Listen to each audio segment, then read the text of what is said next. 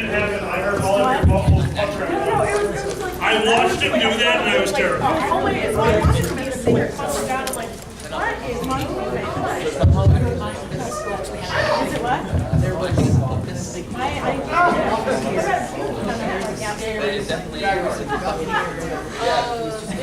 Trevor goes, I know it's something. It's in his pants! Do it like you do. Check the crowbar under his hat. He's better. Whether there's like maybe a switch. Since the high school. Are you going to stay at this panel? Yeah, what did David would have? You guys really want to watch Alkali run his panel. Honestly. One person wants to watch you run your panel. Who really wants to go to Indy's FurCon? Oh yeah, all of a sudden, I'm not going to say that word. I was going to call you guys the B word. Oh! The best! The best! Oh! No. We're going over the panel details. I'm very sorry for interrupting, good sir. Oh, yeah, interrupting me swearing? You are allowed. Ladies and gentlemen, we are going to have a panel in here, and this is the first of its kind. This is a D&D con. We have a live dungeon at this con, and I have a bunch of people that used to do LARPing with me here at helping. I have introduced probably, I've worked for as long as we've been alive. I have over 50 people that I have brought from the furry fandom into the LARP, and of those 50 people, I'd say a handful of them have survived. Do you want to do a cross-LARP battle? We will definitely do a crosswalk battle. There is a tournament on Sunday, and as long as one of my hands heal, I will be in there fighting. You can bring your own buffo. They have to be safety checked, but you may bring your own buffer. It might not be accepted, so check it at the door. There's a double-handed axe, please. You are not allowed to safety check it. The last time you safety checked someone, she ended up pregnant. Bring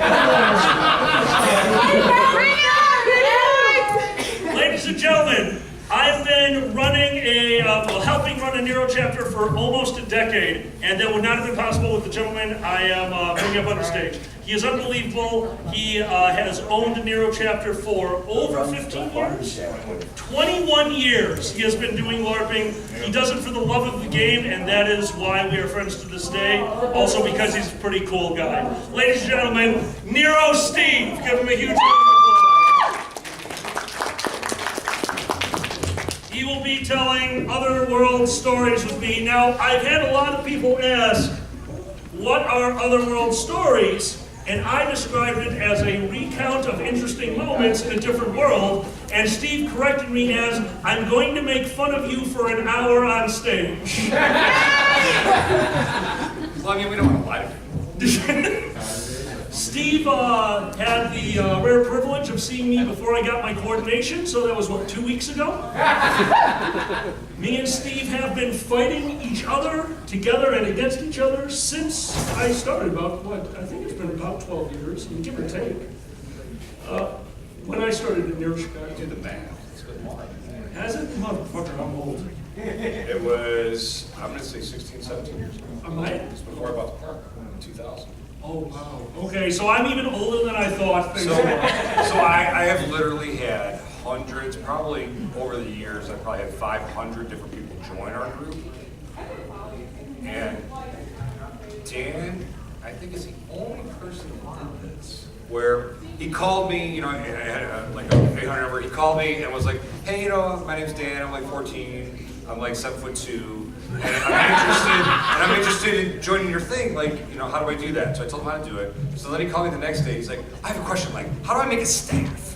So like, well, you know, so I kind of went over that, and then literally like 2 days later he called, he's like, okay, now, how do I make a sword? I'm like, well, it's kind of like a staff, you do this and this. He's like, okay, I probably talked to Dan on the phone 9 times for the first event, like 3 weeks later. So I talked to, and I'm like, who is this kid that keeps calling me at my home, like every other day? Busy. And my wife was like, who is this guy? I'm like, I don't know, he's a guy, you know, we found him from the Bristol Renaissance Fair. We used to have an ad in the paper, the Bristol Renaissance Fair. And so then me and her had like bets, like, do you think that Dan kid called today? Like, I don't know, let's check the voicemail. know, it's nice to put like a face to the voice because I've talked to you so many goddamn times. But to be, to his credit, he showed up to that event and he brought like 7 people with him. Like guys who went to high school with John. I don't know if you guys know Paul, who's with John. So guys that are even here, joined with Dan 16, 17 years ago. So, and that's kind of how our group runs. You kind of get one person that's in, and then they bring 3 or 4 of their friends and brings in a big group. And it snowballs into a. Then Dan went to college here or there and brought another 15 people from college, and then he got into the furry fandom, brought in a bunch of people from the furry fandom. So, of those 500 people, probably, I would say, including your college and high school friends, I'd say 70, 75 are like people that you brought in. This is my fault, in other words. So, and I will never forget to start the Otherworld stories. We're going to be going in and out again with these, just so you know. So this story is now a game story, and we're going to tell you stories from your in-game perspective. But I wanted to start with one that all of you can relate to. Unfortunately, you weren't here from this, but you had to deal with the fallout from this. This gentleman right here, I'm assuming, had a brain aneurysm and made me his head of plot one year. He let me and my crew take over and tell the entire story. And because I needed bad guys, I went to you, furry fandom. Yeah. I said, hey, thank you. Yes, exactly what I was thinking. Thumbs up! Yes, thumbs up. Hey guys, why don't you all show up? All be my bad guys. We're gonna hang out all weekend, and on Sunday we'll go get drunk. And I had them at we'll go get drunk. So they all came out to an event, and they were playing one of my creatures. It was a very specific creature, and all of them had, and if you played even D&D, you know what this is. They all had 2 magic missiles. Oh, does that mean that? Yeah, magic missile! And I watched 13 furries, because they did not have a boss creature with them. So all the people running the storyline were standing back and watching, and we were letting all the minions run forward. So the first wave, the first encounter, was just going to be a storm of magic. And every single one of them, 13 furries, threw a spell packet like a little sissy girl. Magic Missile 5! 13 people, 2 packets apiece. You saw the rainbow form from the packets. Because normally they're like this. Yes, these were this. And every PC just about died laughing because not 1 out of 26 hit. There were 20 good guys in a pile. It was one of those situations where the way to not get hit was to just stay still. Because like they couldn't hit you if you stood still. So myself, running the game, I couldn't resist. I watched this. These are furries. These are my friends. They are part of my team, which anyone who's gay knows what that means. And I said, fucking faggots. And I picked up 2 claws and I went and ran at the PCs and killed 3 of them. If I get $1 for every time you said fucking faggots, I hate fucking faggots, man. I could rent out this whole space. I could pay for Fursquared actually. I'm serious. They were being fags. Like, oh my god, I got hit in the hand. That was one way I'll somebody got hit in the hand. It happens all the fucking time. It happens all the time. They got hit in the hand, and without missing a beat, John Stanton, he'd have to just look at him right in the face. I'm not thinking your fucking hand now. And the guy looks over at me, he's like, dude, aren't you gonna say something? Like, yeah, stop being a fag. This is how I deal with things. If you play Nero with me, we're all good friends. Nero is as accepting as furry. Like, Nero was the first place that I actually came out in a broad spectrum as a furry. And their response was, Ed? well, can we go to the cons? And now they're running a dungeon. Except for one. No. The question was, do you have to be a furry to go to the cons? Because like we kind of want to go, but we're not furries. And he was like, "Will you help me run it?" And I was like, "Sure." Hey, Dragor. Oh, is he doing something? He doesn't want to talk to you. No one wants to talk to me. One of the board of director members here actually enjoyed his very first event a few months ago. We went with Steve, Nick, and Joe, who you'll meet tomorrow or later They're tonight. going to be here at 7. They'll be okay. So we have some more of the crew coming here late tonight. We all decided to travel. Nero is an international thing. You can play here in the States. You can play in Canada, where I know we have a player. You can't play in Philadelphia. Yeah, we canceled your chapter, screwball. South Africa. Just open the chapter. We opened the chapter itself. No, we did that. It's all Some other dude did. and we all decided to go out and play as one big group. And then you found a bridge. You want to tell them about the bridge, Steve? Okay, so everybody went first, and we were kind of watching the back. So everybody was with us was already across this bridge, and Dan, as big as he is, sometimes like if he's on a ladder or something, he just like starts freaking out because he's like so far from the ground, anyways. So we go, and the bridge kind of was one of those where you can, when you go across, it kind of bounces like that. And he's like, I don't know if I can cross the bridge. I'm like, what? So he gets on the bridge and he's like doing this. And I'm like, so I start bouncing the bridge. He's like, stop it! And it's a bridge that's made out of 2x4s, you know, it's like as wide as this table. And it's like from here to this guy. And he's like, I'm gonna fall in the water. The 6 inches of water? You're worried about falling 6 inches of water? And I'm like, this bridge can't break! No, bro! So we like run through the water to get to the front. And when it broke, it was the two 2x4s like snapped. And they sounded like a shot from a gun. From all the people that were like 50 feet away. And it was dark, so there was nothing blocking our people. They couldn't see us. And so we kept running over, like giggling like little girls. And everybody, like 40 people, like, what the fuck were you guys doing over there? We're like, nothing. We didn't break it. Nothing at all. Are you guys okay? Oh, healing. There was a bunch of people need. Are any of you healers? Potions. We had tons of potions. What was that noise? I shot a guy. He needed to be put down. So they're having an event next month. Oh, I'm going to. And I'm bringing 2x4s with me so that I can fix that bridge. Yeah, that was. Because I did feel bad that I broke it. We all felt bad, but we didn't stop laughing for half an hour. Nobody else felt bad. I'm the only one that felt bad. Everybody else thought I was a jack-off. Especially you with the wet shoes. 6 inches of water. It's a deep 6 inches. That's what she said. It's always a big 6 inches. So, when we first got there, we did introduce our friend here in the lizard costume to the game. He decided that because he wasn't as interested in doing the fighting, there's one thing about Nero fighting. You have to think of the torque. Think about when you use a wrench.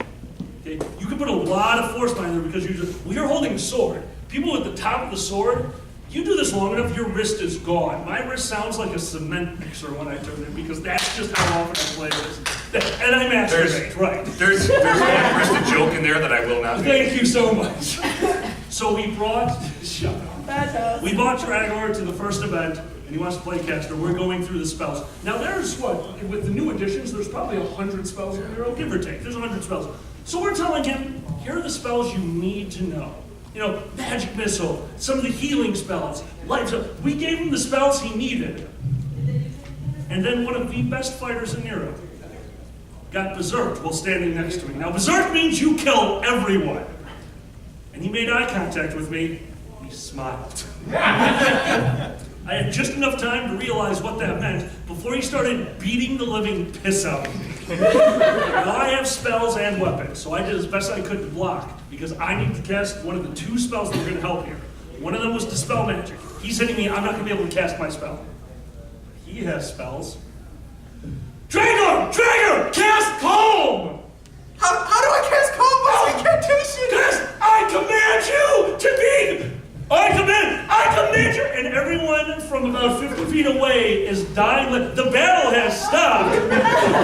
As I'm screaming to my snake friend, cast Calm! Just cast it! All right, I need to calm down and be very precise. Put a packet in your hand! I had that. Say I command you to be dead. And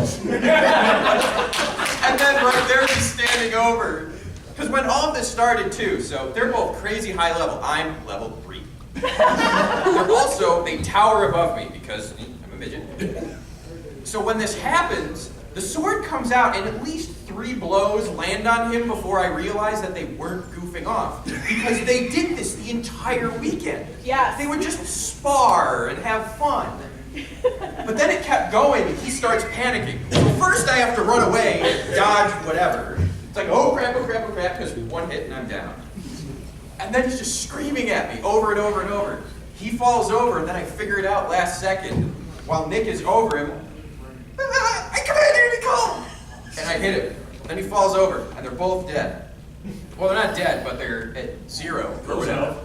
Other people start to run up. I'm like, I think he just went berserk, and he just fell down, so it's fine. So he's still berserking, and then someone comes up and heals him, and he gets up, and then they hit the other guy. When? Tell your last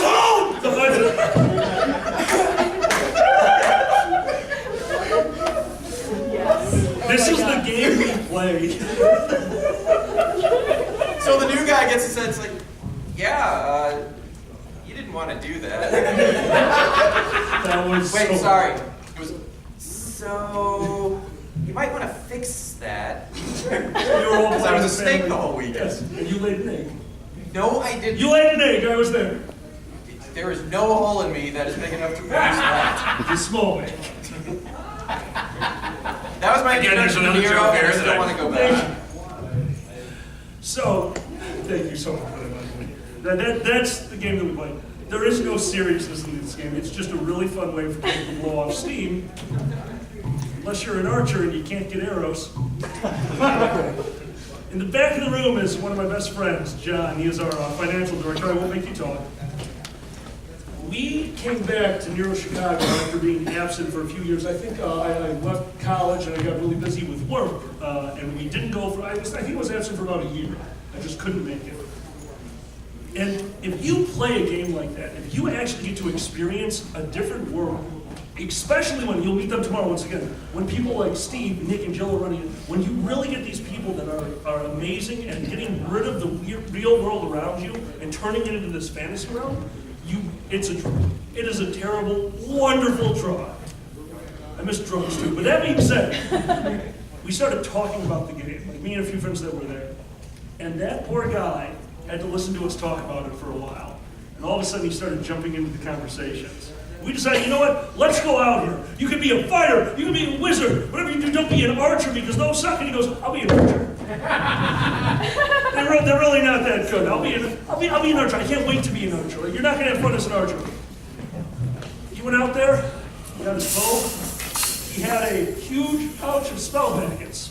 And one of his, not the first experience, but an early experience, was you and 3 others chasing him. Because you know, if you have a bow, the way to beat a bow is to get on the person. John's not a small man by any means. Nor a swift one. No. And his one rule is, I don't run. And that's when I learned that he was really into the game, because he ran. I turned around and I watched him. He turned around, boom, boom, boom, boom, running away from 3 people with pole arms. And I couldn't see where he went, but I knew where he had gone. Because he had his arrows, which are green spell packets, in an open pouch, and he had about 200 of them. And there was a trail of green arrows going around the bend inside the forest, off into the distance. Should we go after it? So we finally get there. I don't know how he did it. One of the bad guys was down, and there were 2 other bad guys standing there. As he's standing there, I will fuck you up!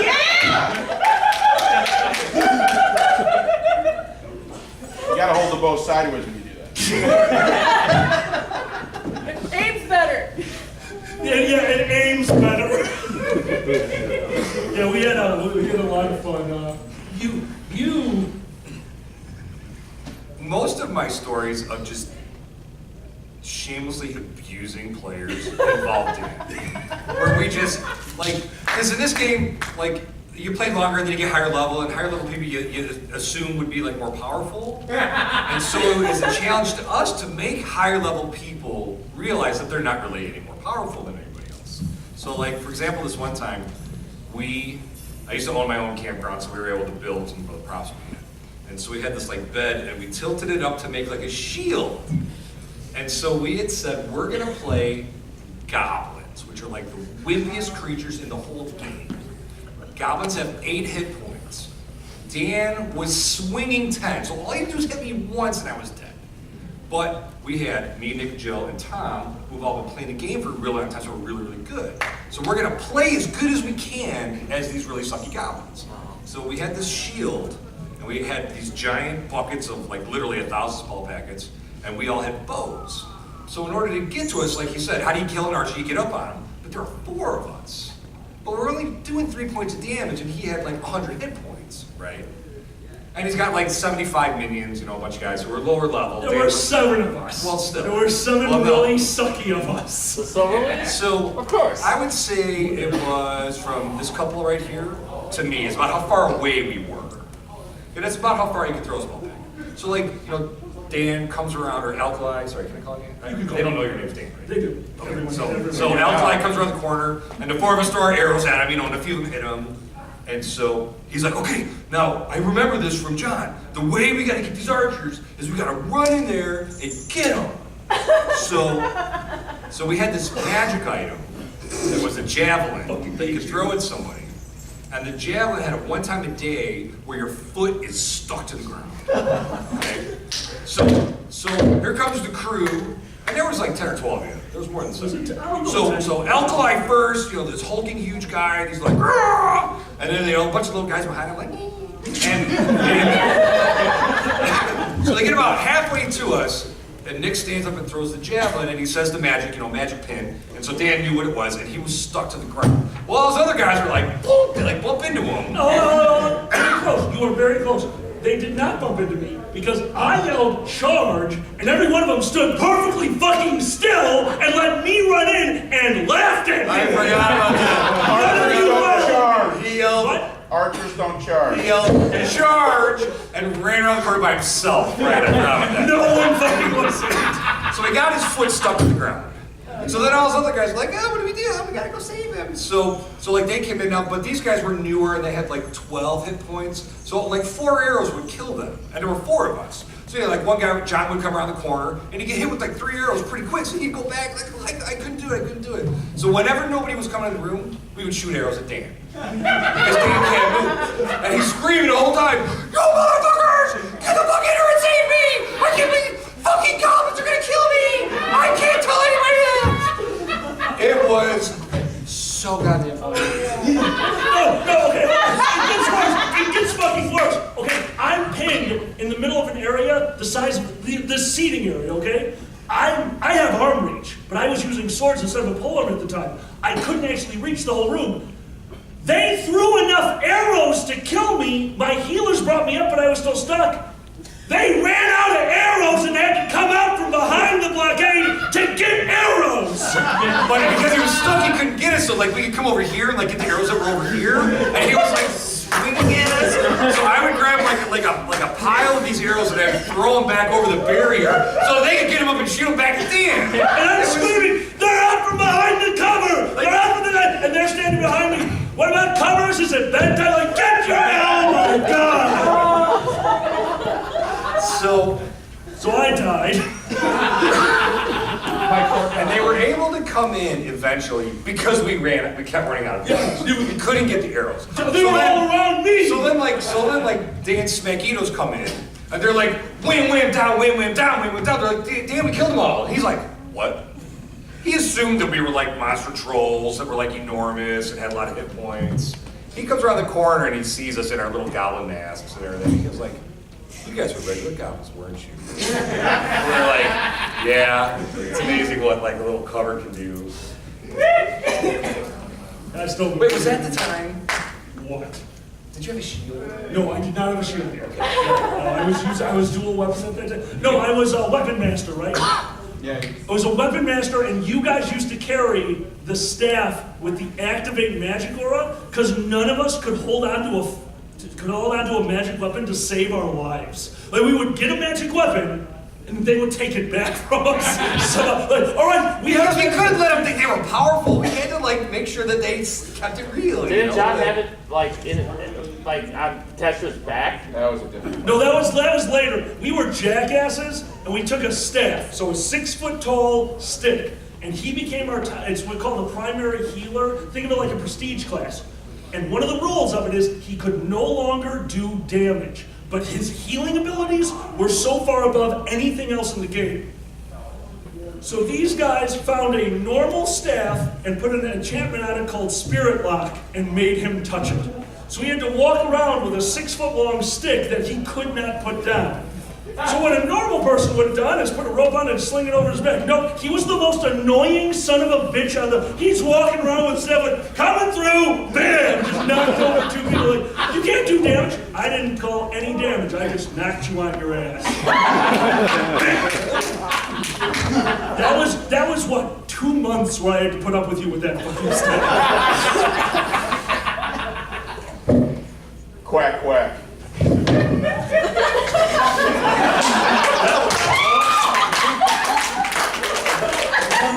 Were you there for Quack Quack? This one's, do you want to tell it? Okay, you were there though, right? Yeah. Okay. I think I was. You're fighting. Oh. These are battles. So you can't just like, you in the back, I would like you to swing your sword. Above, I will swing low. We will hit him in the shoulder and the leg. He will block one of us and not the other, and he will die. No, you go, ah, and you hope that the other person understands. Now, like Steve said, I've been playing for a while, and we went up, this was a good, like, they really wanted to kill us on that one, and it was fantastic. It was tough. We're going through this like, okay, we might not survive. We need to be really smart on this one. And I was in the back row, because like, did I go Templar at that point? Yeah, you were stupid. Yeah, okay. So I had spell, this is after I have spells and magic, and we're losing it. All right, it's time. We gotta bring out the big guns. I have all my spells left. There's an old call called Quack Quack. Quack Quack means duck. And I don't know why, but my archer, who had a spear at the time, that's why you were in front. Yeah, I was, yeah. He had a spear at the time, was in the front line, and just stabbing the shit out of everything. And I yell, Quack Quack! And everyone to his right and everyone to his left goes fetal. And he keeps stabbing them. Go, javelin, quack, quack! And he doesn't do a damn thing. Javelin, quack, quack! And he turns around to look at me. They've stopped fighting him because they know what's happening. He doesn't. Thank you. Oh, just right over there, it's fine. I say to him, and he looks at me, what is going on? I say, what goes quack, quack? And he goes, a duck! And everyone goes silent. He goes, oh! And he goes silent.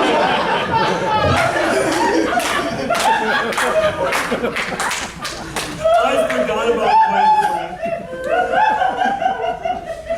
Oh my God. I honest to God, hated you right then.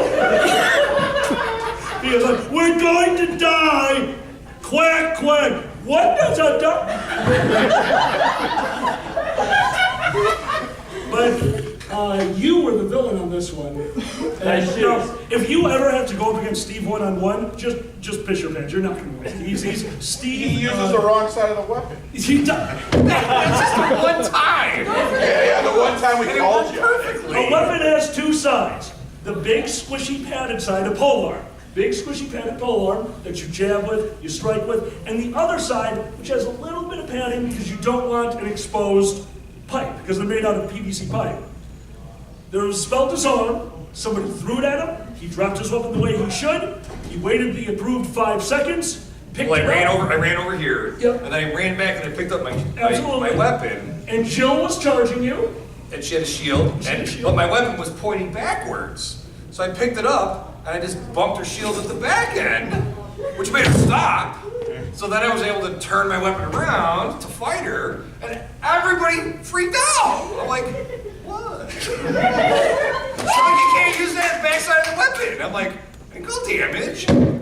Like I just need her to stop running at me. So, and literally everybody was like, you can't do that. So that Why not? It became a joke. It was a running joke at Nero.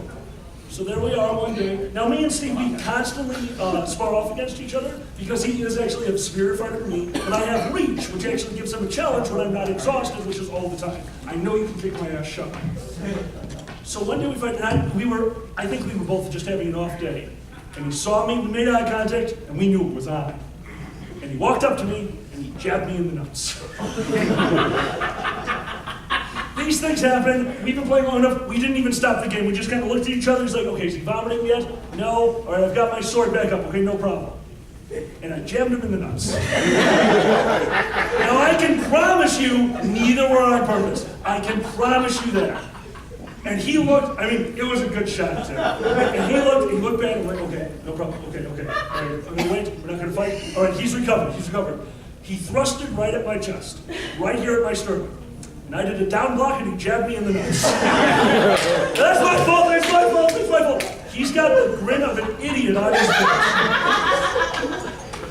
Now, and I wish I could say that the next shot was I jabbed him in the nuts. No. I comboed him in the nuts. I hit him in the shoulder, went down, right up into the nuts. Actually, I don't think that would hit me in the nuts. I believe that your sword That's right.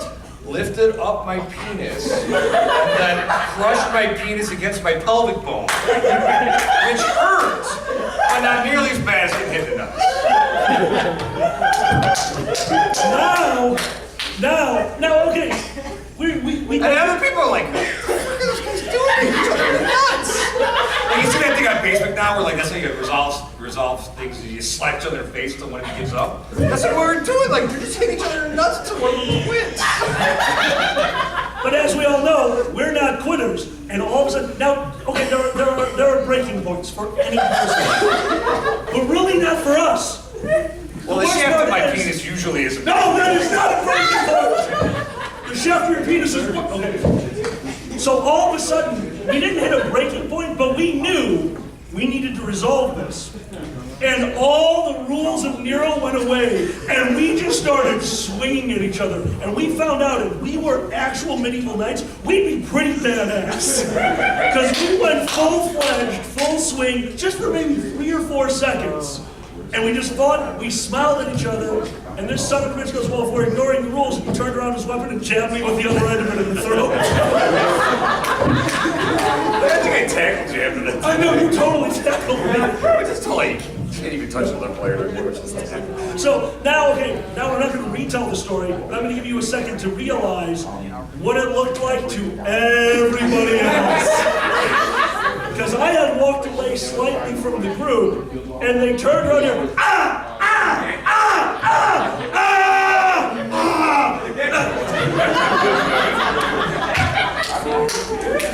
And half of them were like, the other half of them were like, they're doing it again. I think there was 1 or 2 people that were like, I want you to tell a story. wait, no, I got it. So, I got another goblin story. So now it's just me and Nick and Joe. I think it was the same night. I think it was that night. So we're like, let's torture the goblins. So we come in as goblins, and we're like, we knock on their door. So his cabin kind of faced away from the rest of the cabins, and it had a light there, so you could tell when they had the light on because it really shined.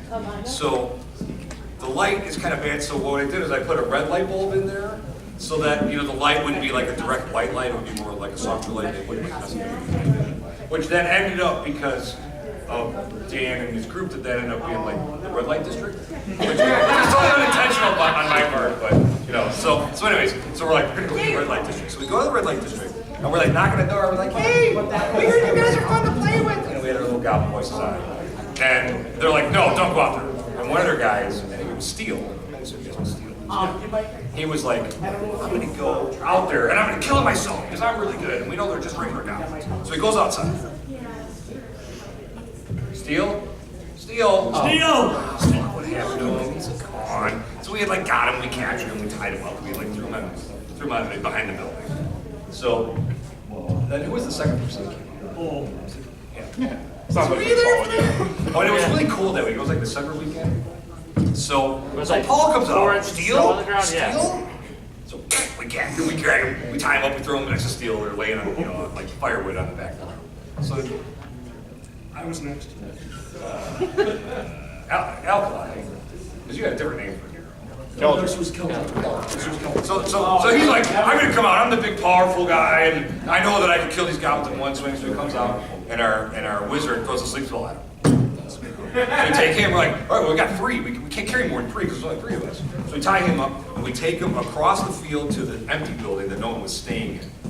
And so we put him in the building, and it was, the buildings had like these little rooms, and so one was a little closet, and one was like a little bathroom that wasn't a functional bathroom, and then one was the back room. So we put them each in their own room, and then closed all the doors. And I think by accident, we put you in the closet. Yeah, you did. So we lit candles in the room so we could see, which we didn't realize because the cold made the ground like an ice skating rink. So while we were waiting for the rest of Dan's crew to come out and like rescue them, we were like ice skating across the building because like had so much free time. So every once in a while we would skate, we would like open in the closet, you know, because he's like, what are you guys doing out there? Well, we're waiting for your guys to come and get you. He's like, oh fuck, we're gonna be here a while. I shit you not, I'll bet you it was a good half hour. Yeah, it was. It was a long time. Before the other like 9 of them were like, well, we gotta go find those 3 guys. And then we had the candles lit, and everybody knew that building was empty, and so they came to the building, and they're like, hey, we want our guys back. And we're like, no. And they're like, damn it. What are we gonna do? We should go in there and fight them. Yeah, but those are goblins. Like, goblins are really badass. They like kicked our ass earlier today. And so he's screaming from the closet, come and get me! Come and save me from the goblins! They're like, well, we know he's in there. And I remember, they had to stand there because he had to hold the one door to the closet closed that had Dan in it, and the one door to the bathroom closed that had Paul in it, and then with his foot he had to hold the other door closed. So he's standing there like this, keeping the 3 of them captive. Well, none of them would come in to save him. I think they gave us gold. Yeah, They they bought paid you for back ruins. from us because they didn't want to fight us. And it was cold too. It was freezing. We You have fight time the for goblins, one get more- back your gold. No. There's No, a then time. they were like, let's go back. Like, we lose. We fail. No, that was exactly it. I was done. I was like, I cannot fucking believe you guys just did that. How much gold do we give them? We're going to go adventure and kill undead because undead can't taunt us because they don't talk. We're all going to fight undead. We're going to get our gold back, and when you guys are ready, we will fight goblins. That was like the first mod of the event too. So this one, we're going to try to keep it down for the time remaining. Do you know which one I'm going to tell? I'm going to bring up the Washington trip. Oh yeah. These aren't candidates. Fuck you. We got a magical item, and it was 3 pure white Christmas tree candles. And they were sitting on a table, and all of a sudden there were 2 white Christmas tree candles. And he goes, man, it looks like we got 3 anal implements. And we were like, no, we have 2 Christmas trees and 1 anal implement. And then they all went searching for the 3rd candle. We couldn't find the 3rd candle. We all know where it went in a nutshell. Yeah, fuck that magic.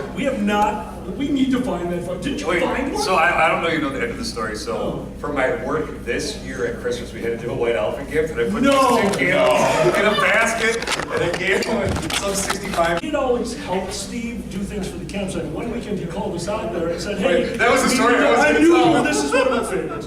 We need to build bunk beds.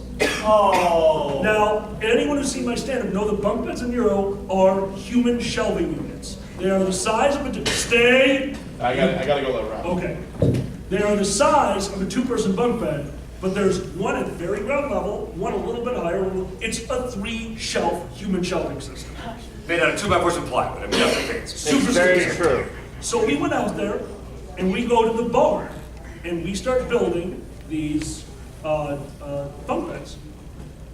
We went through the day, I think we built 4 of them, and then we left the campsite. Now, I'm gonna let him say what he said after we all left. How did that conversation go? So after they left, we were like, God, those guys are dumb. Because the bunk beds that we built, we didn't really build bunk beds, we were building a medieval castle.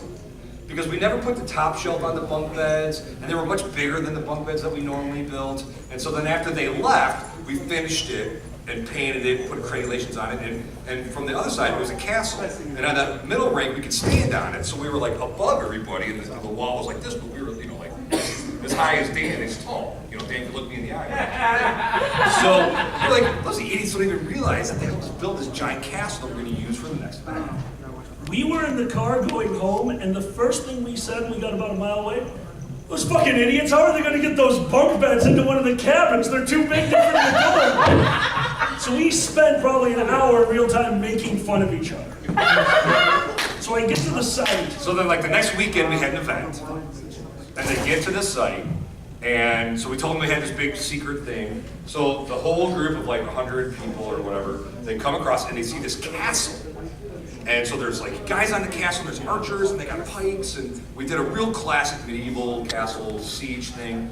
And we used like this lattice to be the gate, so you could see through the gates, but you couldn't fight through the gates. And this battle was like 3 hours. It was epic. It was epically huge battle. Fucking awesome. It was awesome. So at the end of the battle, it was like, wow, that was so much fun, like sieging the castle. And you know, they finally breached the walls and got in and killed all the bad guys. So I got his whole crew together, and I said, you know, guys, I just really want to thank you for helping me last weekend to build these bunk beds. And we hadn't realized what we did. For 3 hours they were fighting against this thing. Didn't realize there were bunk beds that we built. And then he told us how he was making fun of us the second we left, and we had to tell him how we were making fun of him, and we yelled at each other for about an hour. That was only a few minutes. So then I said, thank you, Dan, for you and your guys for donating these arrow packets for us, because we needed 5,000 arrow packets. We looked around and all 5,000 were on the ground that we had thrown them. They were like, it was like snow. And they were like, we're such fucking idiots. And Dan's like, I've been playing this game for like 10 years. Like, I'm pretty high level. I should be more powerful than I am. And that's what we were yelling at each other. And then somebody did say, you gotta let him. Like, he tries really hard. So then we made him a noble, made him responsible Yeah, for the protection of the town. And this is the very last one, it's like a 30-second story. So to become a noble, you have to pass etiquette training. Now, I was playing a half-ogre who somehow became a noble. And he ran the chapter, so he's the only person who can appoint a noble, and the final story goes like this. He walked into town in his noble best, walked in and said, I'm looking for Keldron. I walked out of the tavern with a handful of mashed potatoes, a roll covered in peas with a full stick of butter on it. I walked up to him, what do you need? I smeared the mashed potatoes on the side of my face, took a bite of butter and stared at him. And when he finished laughing, he said, I'm your etiquette trainer. And Jam was sitting back here and said, well, this isn't going to go very well. Guys, I really hope you enjoyed Otherworld Stories. It is a pleasure to tell you guys this. Make sure you check out the live dungeon. The very next panel in here is going to be the Smackdown! Yes, thank you. The furry Smackdown. Guys, if you've never seen this panel, it is entertaining as hell. And also, I get to drink for it, so I'm going to go get some booze. Thank you guys very much. You can sign up for the live dungeon right back here for tomorrow, by the way.